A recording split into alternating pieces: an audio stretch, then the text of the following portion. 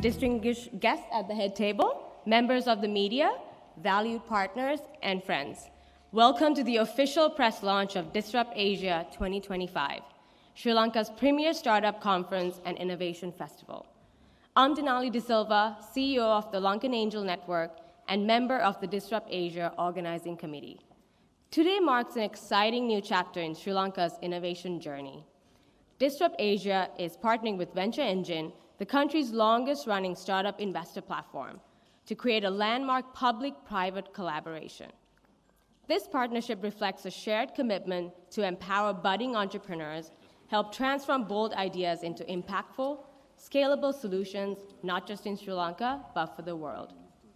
Disrupt Asia 2025 is more than just an event. It's a pivotal step towards positioning Sri Lanka as a dynamic hub for startups and global innovation.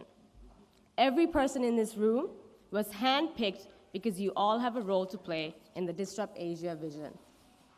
We have a packed agenda ahead filled with exciting announcements and inspiring conversations. So stay hydrated, stay engaged, and get ready for what's to come. To kick things off, let's take a look at this video that sets the stage for Disrupt Asia 2025.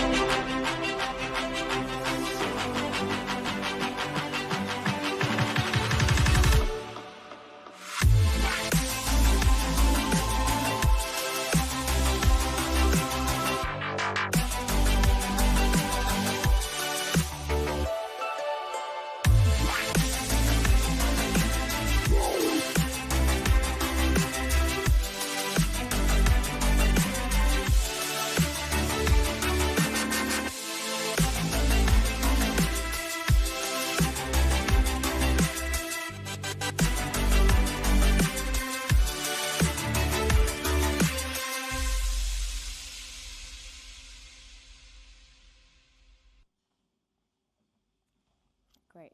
That inspiring showcase perfectly captures the ambition and energy propelling Disrupt Asia 2025 forward. Continuing this journey of innovation and impact, I'm pleased to invite Mr. Mangala Karunaratne, advisor to ICTA board, founder and CEO of Catalyzing, to provide deeper insights into the event's themes, objectives, and key highlights.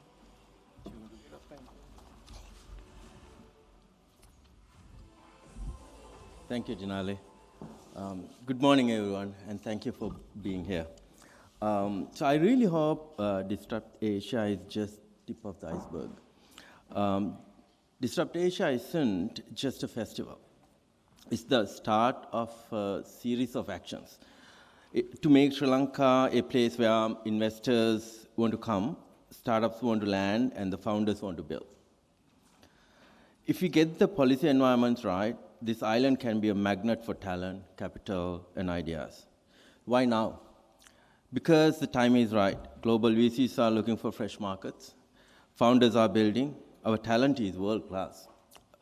What's missing is the enabling environment, and that's exactly what Disrupt Asia is trying to kickstart. So the festival is a multi-part platform. A few days ago, it started in Singapore, promoting the Disrupt Asia among Asian investor community at Echelon by E27. This could not have been possible without the help of Ventures. Thank you. And then the Venture Engine. That's our flagship startup pitch program by Lankan Angel Network. Praji will speak more about that.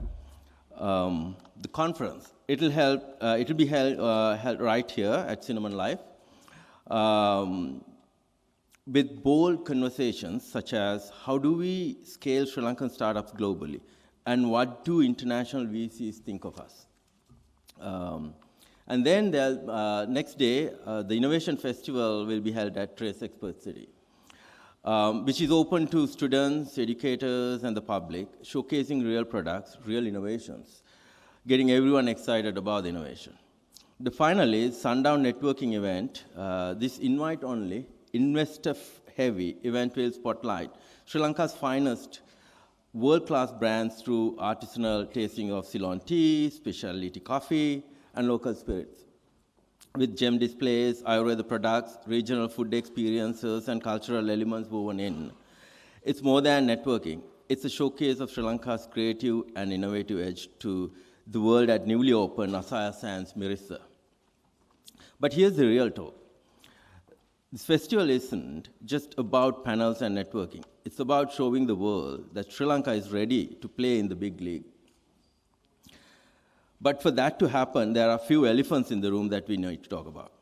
Right now, it's nearly impossible for venture funds to set up here because of the double taxation. We need pass-through structures, period. Startups can't go global without setting up in Singapore or Dubai because of our outdated exchange controls and barriers to foreign collaborations. If a foreign founder... Even till to date, we have only achieved $1.6 billion of foreign revenue coming to the country. The reasons are many. However, like we have identified that without having the proper startup ecosystem is one of the main reasons that we are losing a lot of talent, a lot of innovation that are happening in the countries, as well as the product companies that are not being able to retain Sri Lanka, and they are moving out of the country. And I think Mangala very well explained the main reasons and also the expectation that we are having through the events like Disrupt Asia to establish the right framework as well as the business environment in the country to reach that $5 billion mark. When we are talking about for the startups, it must be backed by a different mindset. So Sri Lanka is very famous for being a digital service hub, where we have a lot of outsourced development companies, where we develop cutting-edge world-class solutions to the companies who are located outside Sri Lanka, and we are only working as a back-end development centers, and we are not achieving the true potential of our resources. We don't have a huge number of resource pool. We only have about 100,000 kind of digital IT engineers in the country. And if we don't change our mindset and go for more innovations, productizations, and also looking at keeping those innovative companies in Sri Lanka, we won't be able to achieve our target. Therefore, the events like Disrupt Asia is coming into and doing a great job in order to achieve the much needed the capital inflows to the country, and also to support all these young innovators, entrepreneurs, getting the companies launched and becoming a kind of a world-class, high-scaled companies in the coming years. So I think Disrupt Asia has multifold objectives. One of them are, like I said, attracting the investments, and also to provide the platform for our young innovators in the schools levels, university levels, as well as in the industry, to think about coming up with various new solutions that can solve local and international problems. Now with the AI kind of cutting-edge technologies coming, deep tech is something that everybody is these days talking about. And with these technologies coming up, I think small companies with a small set of people can even compete with much larger companies in anywhere in the world. So how to get our industry and our young talent pool to that scale of thinking is what the whole objective behind this Disrupt Asia kind of events. And I think this is one of the first steps that we are putting into like launching regional kind of events in Sri Lanka. And I wish all the best to all the organizers. And we want to make this a much talk about event in the coming months, and also to pave our way to get to $5 billion mark. Thank you.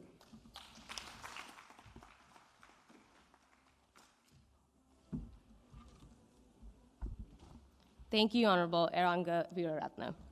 The government's vision sets a strong foundation for innovation and growth.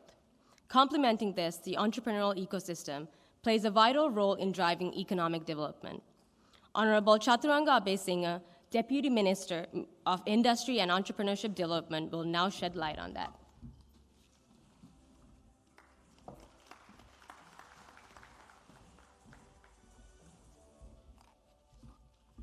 Good morning, everyone. Deputy Minister Eranga, the distinguished invitees, the leaders who are driving this event, and all the participants. So we talk about ecosystem and not having ecosystem. Actually, in Sri Lanka, it is not the case. We do have the ecosystem which is not connected. It is not integrated. So basically, as Ministry of Industries and Entrepreneurship, we have the mandate to drive entrepreneurship and innovation. At the same time, the Digital Ministry, the Tourism Ministry, Agriculture Ministry, they all try to support entrepreneurship and bring it up. So for the first time in the history, we as a government are getting together. And today is again, it's witnessing the government and the private sector is collaborating. So the ecosystem is building up. And in terms of the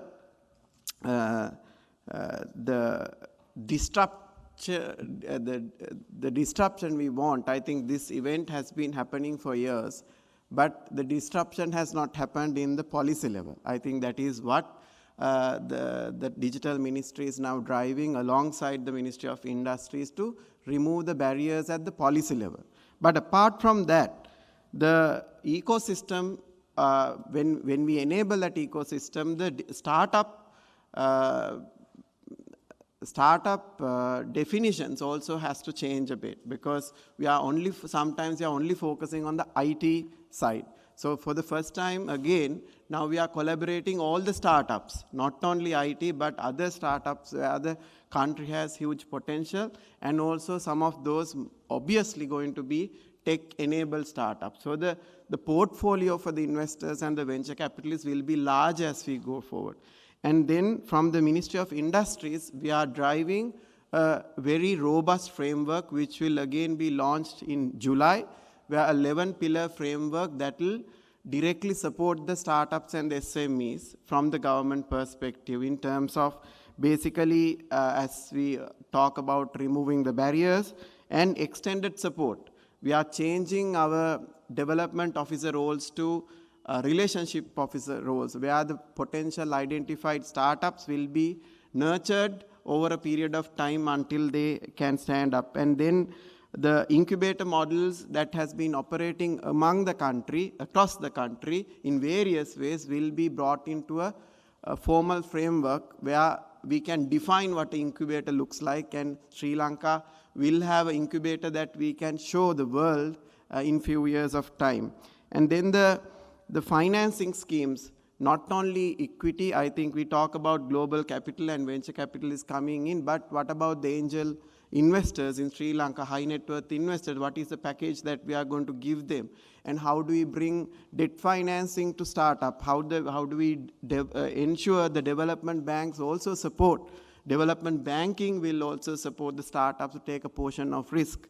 And again, how do we use our stock market more efficiently in terms of allowing our market exits? So I think these are things that the Ministry of Industries, in parallel with the digital ministries, doing across board to support entrepreneurship. And we are also in collaboration with the Asian Development Bank, we will be also bringing a rating system for our startups and SMEs, so that their credibility, creditworthiness, and the risk, all those will be evaluated and nationally vetted, so that the investors and the banks can take additional risks looking at their prospects. So with all these things coming together, we feel there's a great opportunity for the startup community, and also the education is changing for good from 2026. So entrepreneurship is going to be a subject, and also the skills for entrepreneurship, the innovation, the creativity, the problem-solving skills, all these will be embedded into the new curricula. So we feel that there is a great hope for Sri Lanka, and also I invite the Sri Lankans living abroad to be part of this wonderful event that is happening in September. So altogether, if we connect all the dots within these 3 months, I think we would have the best disruption in Asia. And I wish all of you all the very best in driving this forward. And from Ministry of Industries, we will give our fullest commitment and support for this event. Thank you.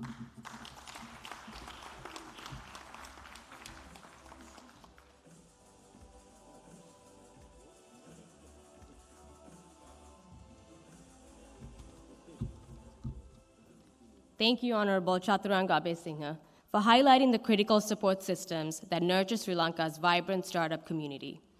With a robust entrepreneurial ecosystem in place, the strategic role of ICTA becomes even more pivotal. I would like to invite Mr. Chandima Kure, Board Director of ICTA, to the stage, please.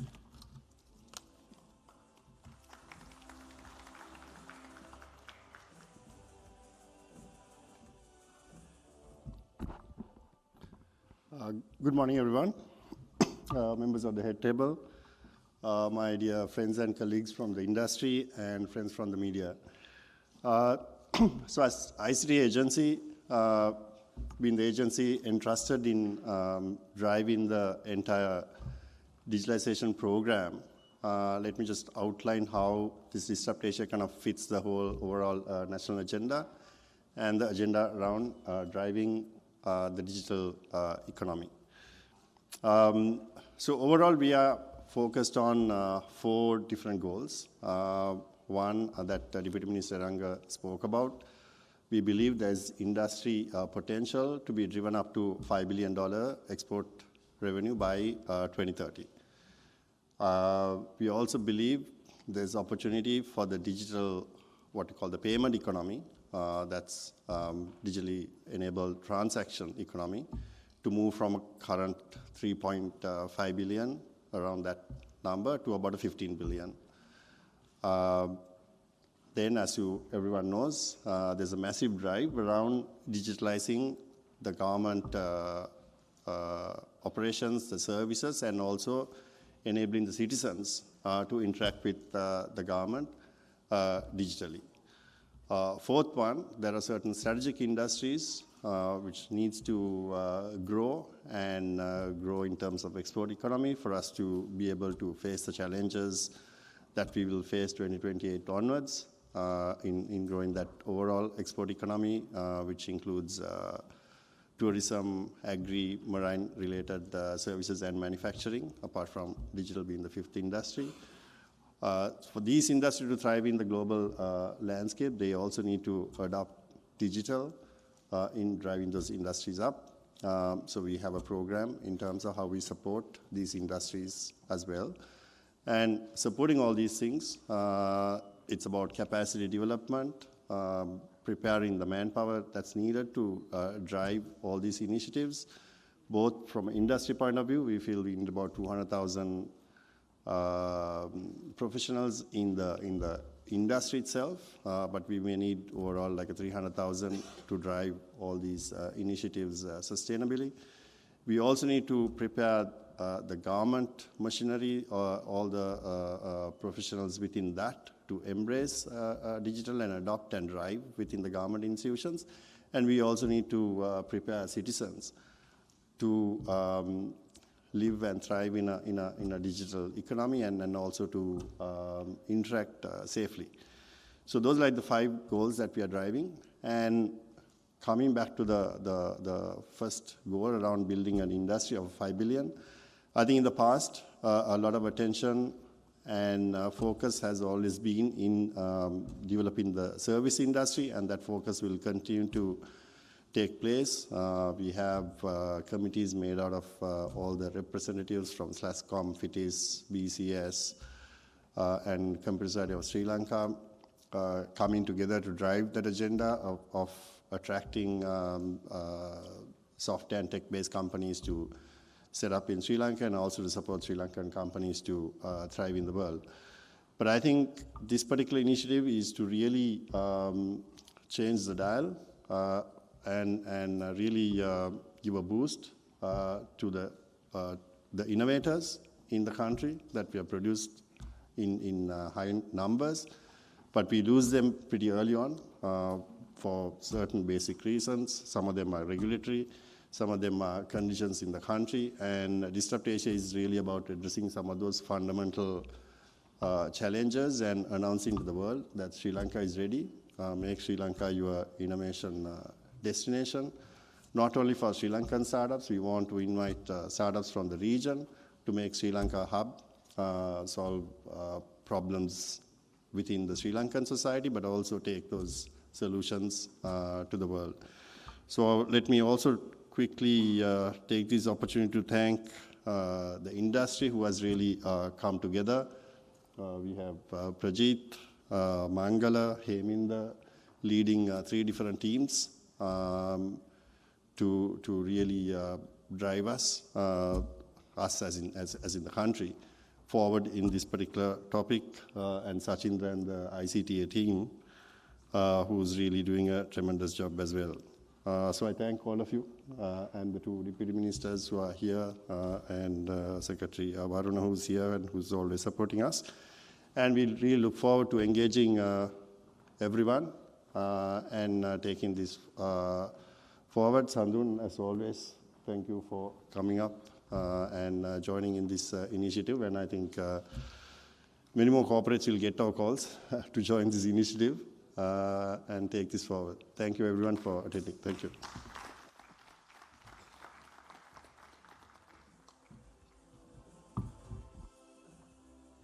Thank you, Mr. Chandimakure. As the title sponsor, MasterCard plays a key role in driving both financial inclusion and technological advancement in Sri Lanka. I'd now like to invite Mr. Sandun Hapagoda, Country Manager for Sri Lanka and Maldives, to share how MasterCard's strategic partnerships are helping catalyze innovation and accelerate the country's digital transformation.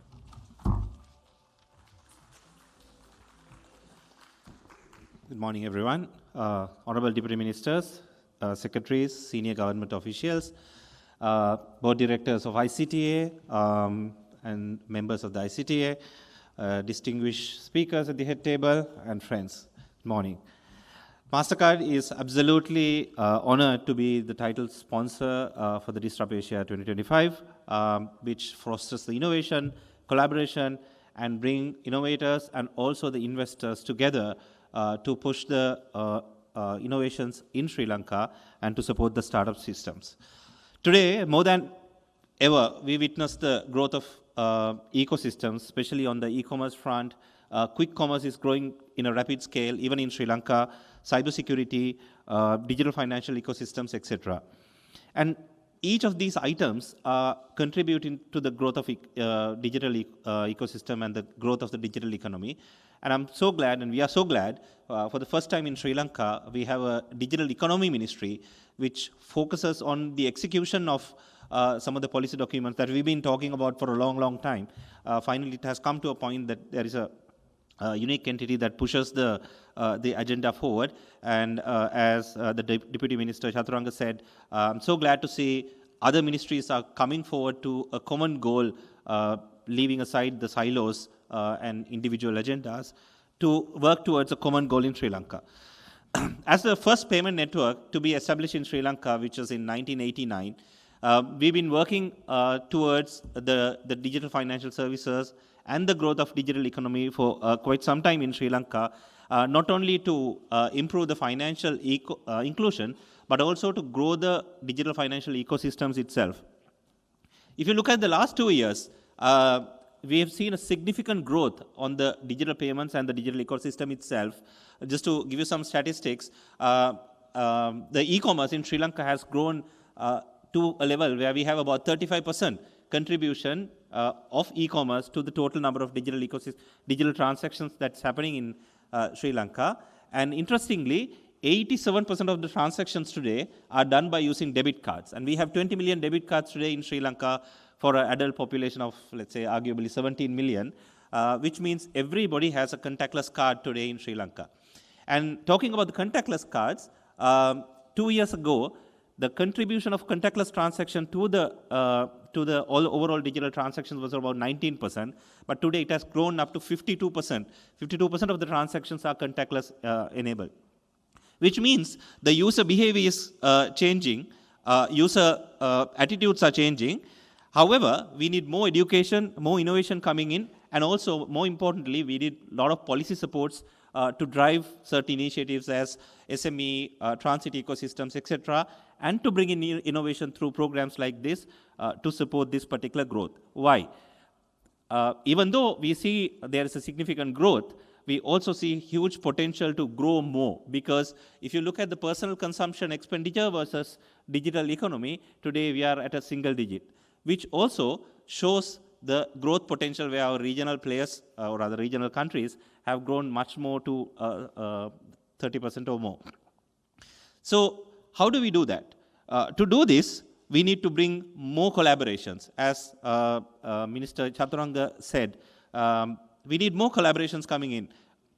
Couple of weeks ago, you would have seen the biggest announcement that we did in Sri Lanka, where we partnered with Lanka Pay to drive digital financial services in Sri Lanka. While we work towards issuing cards and improving the inclusion, we are also working towards improving the cyber security. We are also working towards enhancing tourism receipts to Sri Lanka. So to do this, we are so glad we have events like this, which fosters innovation, which supports the local inventors to come forward, not only the fintechs, but also the other startups, which where technically, if you look at all the startups today and fintechs are working with MasterCard, not only to leverage MasterCard technology, but also to work on regional expansion and get some financial supports in terms of marketing their initiatives. So I would like to finally re-emphasize our MasterCard's continuous support and commitment to the growth of digital economy in Sri Lanka. And we are looking forward for a successful event, Disrupt Asia 2025. All the very best.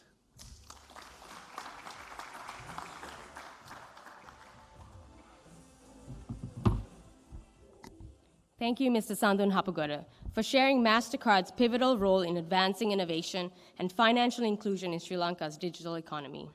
Now let's turn our attention to a short video that highlights Venture Engine. Nestled in the heart of Sri Lanka's business landscape lies the annual Venture Engine program, an event that materialized in founder Prajit Balasubramaniam's living room over a decade ago. Since then, Prajit and his co-founder Rajan Anandan have used the program to shape the Sri Lankan startup ecosystem to what it is today. In that time, Venture Engine has created a platform for startups to raise funding and an environment that spreads awareness about the startup opportunities. While the first program began in 2012, Venture Engine's journey towards it began all the way back in 2009 with the founding of BOV Capital, which is currently Sri Lanka's leading tech venture capital fund. Following this, both Prajit and Rajan conceptualized the program in 2011, before finally launching it in 2012 by partnering with Lankan Angel Network. Since then, Venture Engine has powered innovation while also uplifting Sri Lanka's startup landscape with each of its milestones. These milestones include monumental tasks such as the creation of Sri Lanka's largest angel network, the Lankan Angel Network, helping mentor 1,000+ startups, collectively bringing in over Rs 2 billion in funding into 35 companies, giving startups access to 100+ international networks and mentorships, opening doors for women entrepreneurs, and preparing them for a post-COVID environment. Thanks to these efforts, the Sri Lankan startup ecosystem has quadrupled over the years, going from Rs 5 billion to a whopping Rs 22 billion by 2020. Venture Engine's decade-long run has seen multiple startups benefit from varying levels of funding throughout the years. These include Rs 88 million in 2012, Rs 110 million in 2013, Rs 90 million in 2014, Rs 85 million in 2015, Rs 345 million in 2016, Rs 525 million in 2017, Rs 300 million in 2018, Rs 615 million in 2019, Rs 100 million in 2020, Rs 35 million in 2021. The program has also been celebrated on various occasions, receiving awards and acknowledgement for its overall impact. Venture Engine's big wins include winning the Asian Business Angels Forum in 2015 to host the ABAF in Sri Lanka in 2017, winning the Asia Responsibility Award in Macau in 2016, winning the Ford Foundation grant in 2019 for entrepreneurship development in Sri Lanka. This year, Venture Engine plans to continue its journey of empowerment and growth, uplifting the Sri Lankan startup ecosystem. The upcoming iteration of the program will see it help more local startups by providing them a platform to share their vision and connecting them with valuable investors.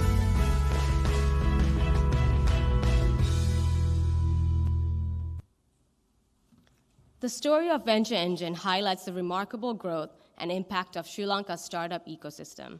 To share more about this exciting partnership, its objectives, and how Venture Engine will work together with Disrupt Asia this year, please welcome Mr. Prajeet Balasubramaniam, advisor to ICTA board and founder of Lankan Angel Network.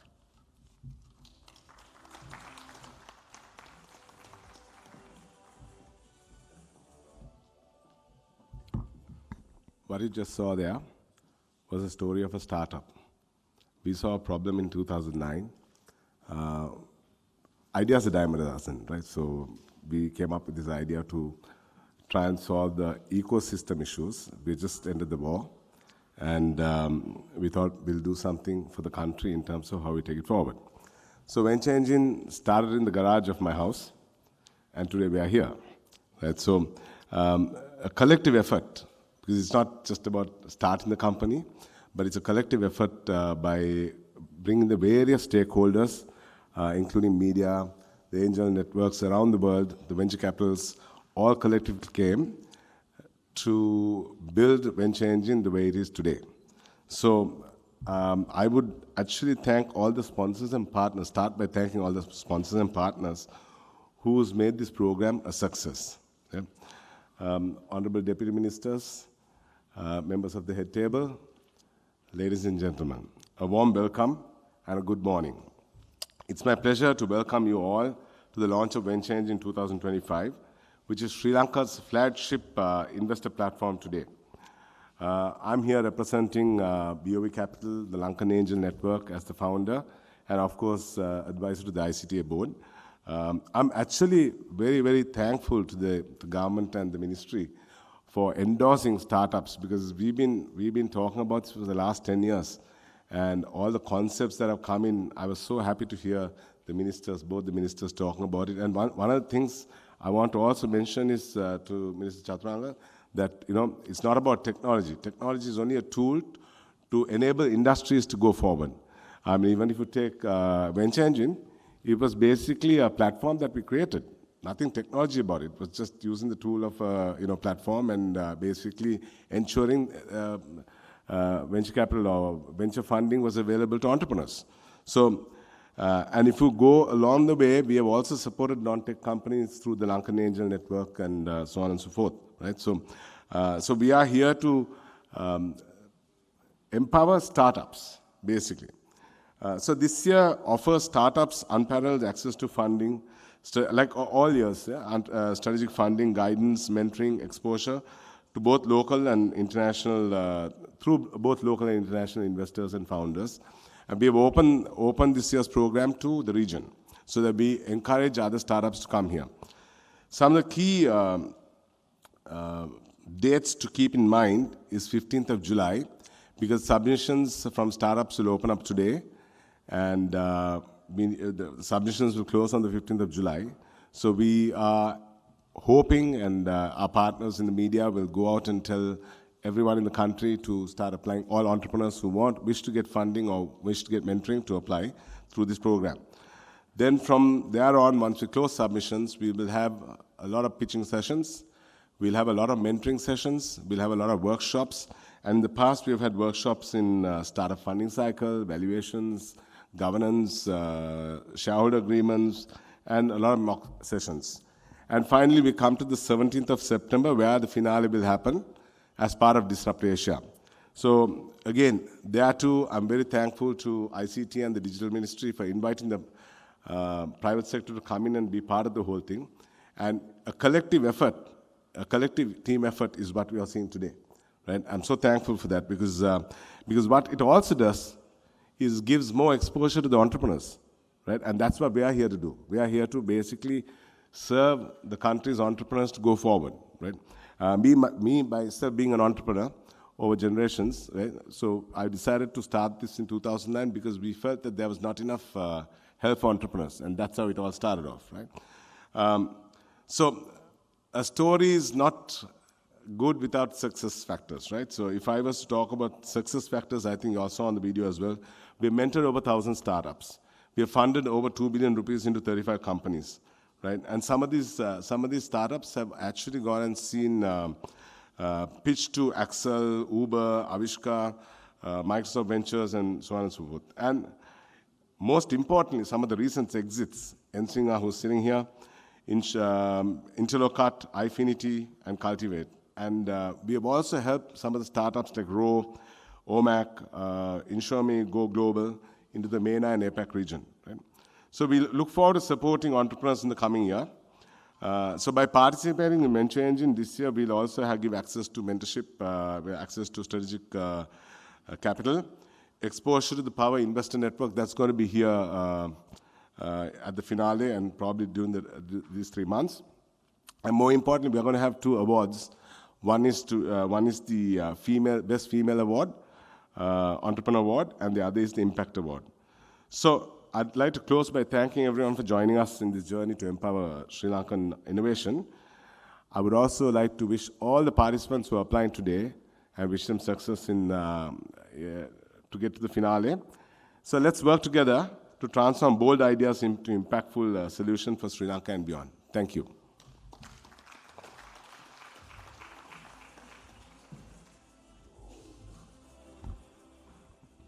Thank you, Mr. Prajit Balasubramaniam. Continuing our journey of innovation, we now turn to another exciting highlight of Disrupt Asia 2025, the Innovation Festival. To share more about the festival's objectives, please welcome Mr. Heminda Jayavira, advisor to ICTA Board and Executive Director of TRACE.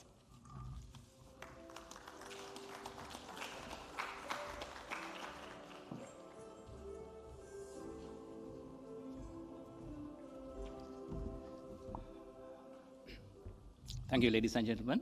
So I think I'm talking on behalf of TRACE as an ecosystem builder, as well as an entrepreneur, as well as now wearing the hat of advisory board for ecosystem building, startup ecosystem building for ICTA. So in very short, we are having on the 19th of September, this is the Innovation Festival of the Disrupt Asia. So it is as a part of Sri Lanka's premier startup event. We are hosting this at TRACE Expert City. It's a full-day event. We are connecting almost every category in the society, government, industry, students, universities. So the whole idea is to make it a public event. Anybody can come in, and we are expecting about 5,000 people to come on that particular day itself. And also, we'll have the programs to cover almost most of the topics that we are now focusing in Sri Lanka. So solopreneur to startup, policy as an innovation tool, then university research to market, and also positioning Sri Lanka for global innovation, and maybe specific topics on AI, biotech, edutech, green tech. And this will have a lot of activities, plethora of activities coming from startup showcase, keynotes, fireside chats, startup garage, workshops, podcast stations. Then we'll have youth creative performances on the creative side, creator space, investor booths, and also pitches by various startups. So this will be a lot of activities happening. And also we hope this will be the connector for universities, industry, government, and the general public to connect. And also it will be the trigger for Sri Lankan youth to new ideas, spark new ideas from this event itself.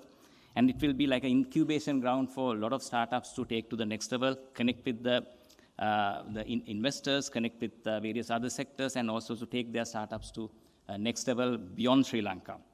So also we think this will be the ground to trigger ideas and deep discussions, which eventually break the norms and disrupt the convention for a digitally savvy, innovative economy from Sri Lanka, connecting with Asia. So that's what we expect from Innovation Festival. So I invite all of you on the 19th of September.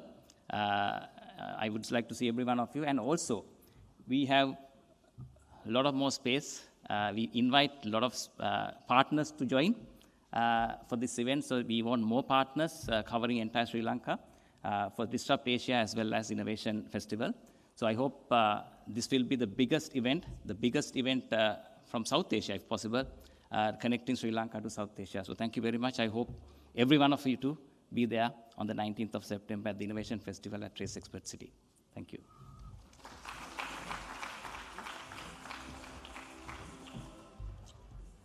Thank you, Mr. Heyman the Jaivira. With that, we conclude the speeches for today. Thank you to the distinguished panel for officially launching Disrupt Asia 2025 and taking the time to be here with us today. I would like to invite the panel to come in front of the stage for an official photo op.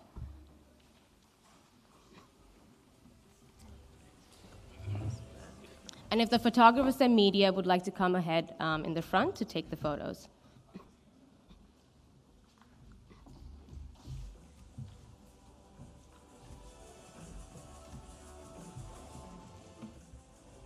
There. Go.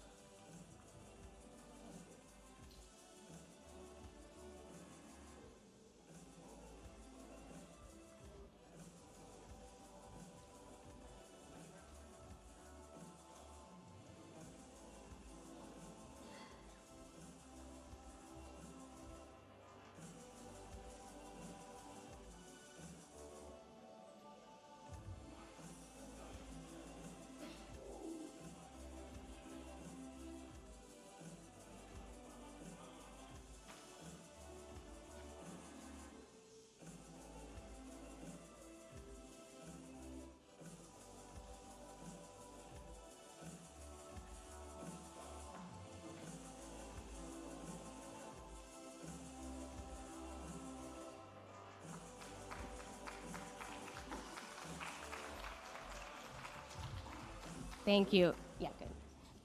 If I could ask the panel to take their seats again.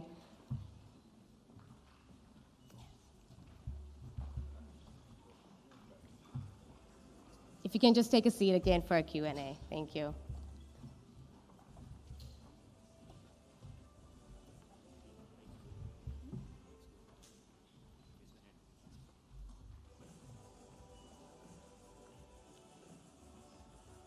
Thank you. I would like to open it up for a Q&A from the media. So if you have any questions, please raise your hand. There's mics going around, and we'll take them one by one.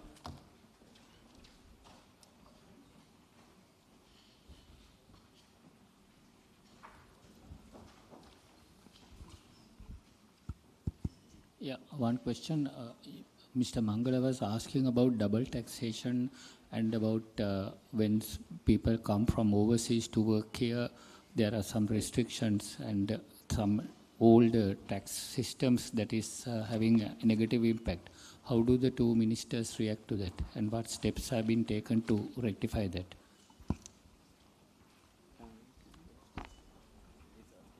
And the last question, just maybe next you can just talk about the 5G development, what has happened, what is the progress on that?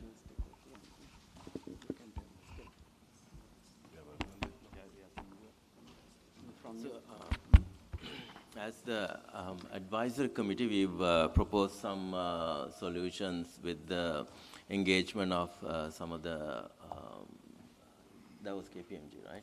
Yeah. So, yeah, go ahead. You want to explain a little bit about the pass-through structure? Yeah, so we've basically engaged KPMG to do some advisory work for us and solve the issues of the double taxation. And that's in the cards. We've been working with the ministry to solve that, and hopefully we'll have all that ironed out by, we've got about 3 or 4 things that Mangala spoke about earlier. We're working on all that, and that's a good thing about the private-public partnership, because we give all the feedback and the ministry is accepting that and trying to work towards the goal that it becomes conducive for us to exist, for startups to exist. And that was the whole idea of the conference as well. So I mean, right now what happens is you get taxed at the fund level as well as the investor level. So that's what we are trying to, lobbying to fix in that fund level. And then the other part was about the foreign co-founders coming here, etc. So there's a challenge when you do a startup. Sometimes you give sweat equity.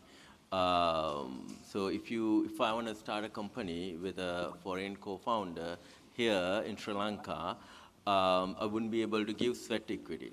So that's a challenge. That's clearly because the framework, the rules are not set out to set that kind of a global startup that we are trying to create here, startup hub.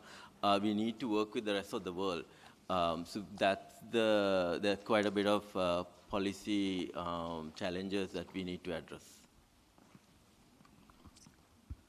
I would like to direct this question to Deputy Minister Chaturanga Abhisinghe. Mr. Minister, you mentioned... There was another question. I'm here. It's okay, go on. You mentioned about working with the Colombo Stock Exchange in order to uplift startups. Would you mind explaining this a bit further? Are you going to introduce a new board, or are you going to work with the existing Empower board? Are you going to the listing criteria, are you going to give new listing criteria, or what are you going to do? So actually on this, the main focus is to ensure the SMEs use stock exchange as a source of capital raising. That is the biggest hurdle we have. We getting the startups ready for the next level of funding through the equity market. So the strengthening of the current Dirisavi board and the SME board, and also to ensure that there is extended support for these small businesses or the SMEs to be ready for that. That is, one is a mind shift set change, and other one is extended support for listing.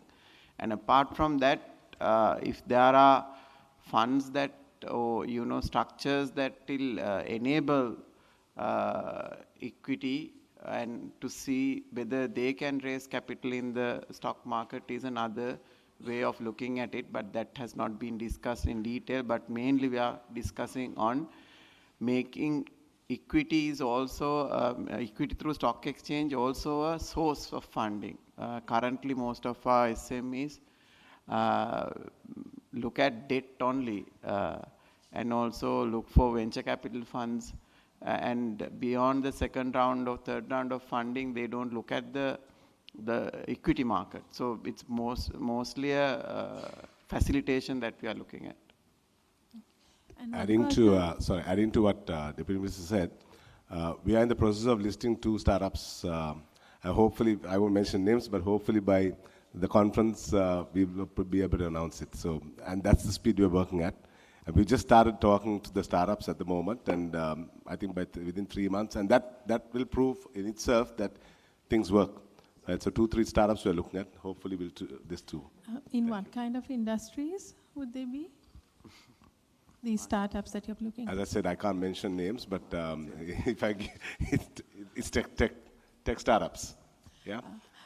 Mr. Minister, Mr. Abhisinghe, could you also explain about the national incubator strategy that you're working on?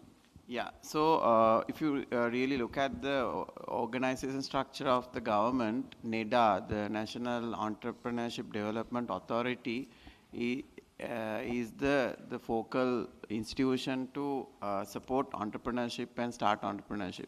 So what we have seen now is we have various incubators in various forms. Like universities have incubators, we have private sector like Hatch, Trace doing incubators, and also various other organizations or entities are doing incubators. But if you take IDB also planning to do incubators, but when you say an incubator, what does it entail? What kind of incubators can be categorized, and what kind of services such incubators need to have is something that we don't have a national framework for. For example, sometimes a space of gathering we can call as an incubator. But if you really look at the global context, even for manufacturing, providing space at a rented level, providing machinery for common usage is also part of incubation. So we are basically looking at all the models within the country, and we have already started the discussions with all these successful incubators, trying to come up with a national framework so it's easy for someone to start incubator and also someone to seek support of incubator. And thirdly, how a government should support each of these incubators on the gaps they do have. Thank you. Minister, basing on the 15 billion for digital economy. Your thoughts on that? Sorry? 15 billion for digital economy. So 15 billion is basically the digitally enabled economy. So we have to be very mindful of that number. So basically the transaction value of the country to be 15 billion. So currently I think the Digital Economy Ministry is doing assessment of what our current stand looks like. I think there's a general understanding it's between 3 billion and 5 billion. So the 15 billion is very possible. That's basically we from Ministry of Industries also supporting and encouraging our businesses to get online. Inland Revenue is also pushing businesses to go online or digital. So I think the initiatives that already taken to convert entire government payment system within 1 or 2 years to digital, that will also encourage. So I think the transaction cost still is a problem for QR and stuff, but with these strategies, we feel that is a very possible target within these few years. Are you using Temasek model or Temasek brainchild on that? Sorry? Temasek? Temasek does not have any connection to this. Basically, Temasek is a structure that we can use for SOE management. That is something government is looking at. Yeah. But I don't think it has a direct link to what we are defining as a digital economy of $15 billion. So in other words, you're not following the Singapore policies? Sorry? You're not following the Singapore policies, right? No, we are not following any government's policy. We are looking at all governments and trying to fix what's fitting for Sri Lanka. Good morning. First of all, congratulations on bringing Disrupt Asia back over here. Great to see it's back. I think last time when we had it, it was really successful. I have two questions. One for Minister Ranga. There was a policy about having the, or at least in your policy document, there was something about having a national CTO office. Can we get an update on that? What's happening with that, just the progress? And then two, how open are you as a government for bringing technologies like blockchain for accountability and transparency? I'm not talking about the crypto aspect. I think that's a bit of a can of worms that we don't want to look at right now.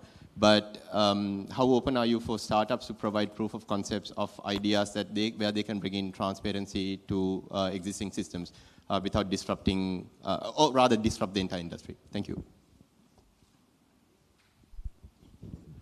Thank you for the question. So, if I'm talking about the second one that you mentioned about the cryptocurrency or maybe fiat-backed cryptocurrency, there's a working committee that is currently working on creating a policy for Sri Lanka. And we are going to have another event, festival on FinTech Summit, that is also in September, where we are talking about the cryptocurrency and also to have a roundtable discussion. What is the best model to adapt to Sri Lanka on that? So there's a positive movement there, however, it's still not been finalized. So so we are watching how these cryptocurrency movements are happening in cryptocurrency in the sense if the government is going for cryptocurrency backed, I mean the digital currency more than cryptocurrency, I would say a digital currency. Then how it's performing in Japan and other countries, how those policies are being made, and what we can adopt to Sri Lanka, and also to see for the regulation whether we would open out cryptocurrency as cryptocurrency into this world economy in Sri Lanka or not.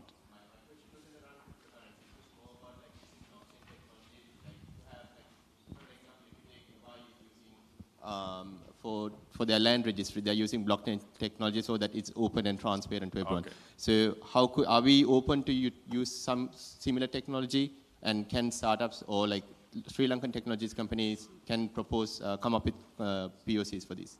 Certainly. I mean, blockchain can be used for various things in terms of the land registry, smart contracts, and so on. However, like at the moment, in our top main projects that are currently working on doesn't include blockchain as a backend the data source solution. However, like we are open and we would like to go for that. And there's a currently partially ongoing project for KYC maintenance at the crib in blockchain mode. But that project also half is gone through, but there's more to go. But any other solutions that we are open. Then you ask about the city office. This time, this ministry is now talking to all the other line ministries to have 4 main quadrant of the innovators in their respective ministries as well as in the large institutions to drive change and the innovation, and also to align the digitalization to the national digital blueprint. So for that, one of the main four persons that we are suggesting to those organizations are a digital driver who would like look at implementing digitalization and also to change the processes to align for digitalization. So that would be connected to the city office. So currently those the initial discussions have been taken place, and the recruitment of the right candidates to drive digitalization in all the other ministries and the institutions are currently ongoing. So this time what we see different from what has been happened in the past, like all the different ministries are aligning to the national digital plan. So that's a good thing, and then we will be able to like roll out these in a kind of aligned to the main DPS that are going to come. Thank you. We have time for one more question over there. Hi, good morning. Thank you so much for bringing Disrupt Asia back again. I have one particular question from Prajit regarding the Funds of Funds program. Can you elaborate a bit further on that? Sure. So as part of the advisory to the ICTA board, we have proposed a few things to make it very conducive for not only startups but also for venture funds to come into Sri Lanka. So our proposal was to create a fund of funds like the way other countries have done, and the government is very receptive to that. And basically what we are looking to do is see if the government can create from the government side, create a fund of about 50 to 100 million, or 50. We start with 50 million, and then see how it goes, right? So the goal is that will attract other venture funds to come in, from incubator to accelerator to angel funds to family funds to venture capitals to come in. And this fund would co-fund with that, like any other fund of funds, right? So, and that's the whole idea, to attract venture funds, not only from Sri Lanka, but even from outside to come in. And then probably would do, that hasn't still been spoken about, maybe 30-60 or 30-70 or 50-50, whatever, to encourage funds to come in, right? And as part of that also, we've got this tax pass-through structure, which can be created for venture funds, so that the fund itself won't have any taxes. It'll be the final user, the investor will pay taxes on income. The startup will pay taxes, but everything else will be a tax pass-through. And then we've also got a couple of other policies happening as well, which we are working on. So I think for the first time we are working on something, and I think it'll come through. And we've got a target for the conference, right? So that's what it is. Yeah. Thank you, Mr. Prajit.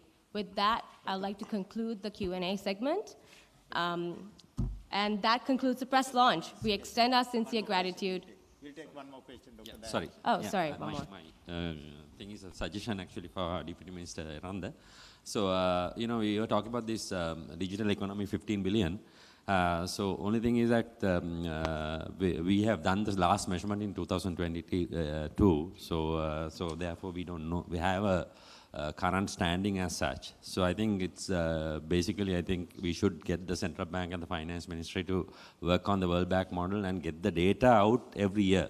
So this should be annual, otherwise we can't really track where we are progressing. So this is just a suggestion, because as industry association, I'm representing FITIS, so we cannot get the entire access to the whole data. We only have the representation of members, so I think it should happen at the ministerial level, so we earnestly request that the data to come annually, so that we can really track the progress. Thank you.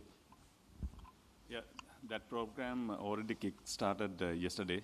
So with the collaboration with the World Bank, a group of separate committees working on creating the right program and the framework of, and also the publication model, so that we'll have that going forward. Yeah, thank you. Great, thank you.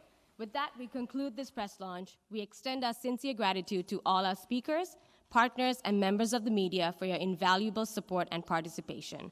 Specifically, Ministry of Digital Economy, ICTA Agency of Sri Lanka, title sponsor MasterCard, event partners Venture Engine, N Ventures, Trace, Asaya Sands, Ministry of Industries and Entrepreneurship Development, Ministry of Foreign Affairs, Foreign Employment and Tourism, UNDP, BOV Capital, Indian Angel Network, Lankan Angel Network, Hatch, Spike, hospitality partner Cinnamon Life, airline partner Sri Lankan Airlines, telecommunication and TV partner Dialogue and Dialogue TV.